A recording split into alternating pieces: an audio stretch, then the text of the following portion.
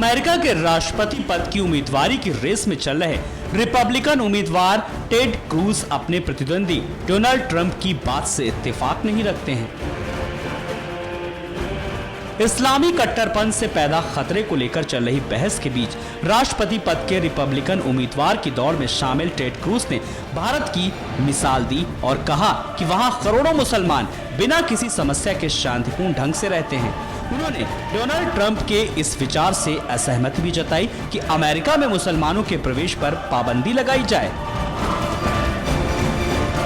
Cruise ने कहा कि दुनिया भर में भारत जैसे देशों में अमन पसंद मुसलमान हैं, जहां उस तरह की परेशानी नहीं है जो हम अल-कायदा और इस्लामिक स्टेट के नियंत्रण वाले राष्ट्रों में देख रहे हैं। हमें समस्या को देखना चाहिए, समस्या पर ध्यान देना चाहिए और कट्टरपंथी इस्लामी आतंकवाद को हराना चाहिए।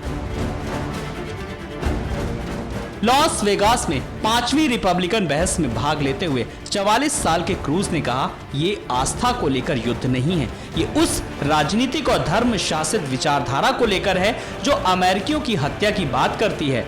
टेक्सास से वरिष्ठ सीनेटर क्रूज की लोकप्रियता हाल ही के सप्ताह में बढ़ी है, हालांकि वो अब भी ट्रंप से पीछे हैं।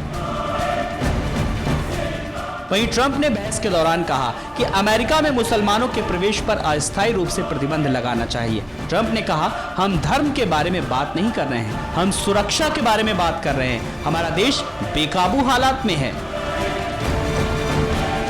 क्रूज ने अमेरिकी राष्ट्रपति पर निशाना साधते हुए कहा कि अमेरिका युद्ध का सामना कर रहा है। हमारे दुश्मन हिंसक चरमपंथी नहीं है, ये कट्टरपंथी इस्लामी आतंकवादी है। हमारे राष्ट्रपति इसका नाम लेने के इच्छुक नहीं है।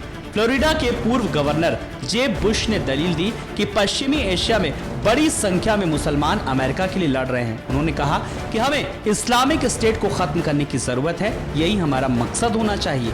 अगर हम इस्लामिक स्टेट को खत्म कर देते हैं तो शरणार्थी का मुद्दा हल हो जाएगा।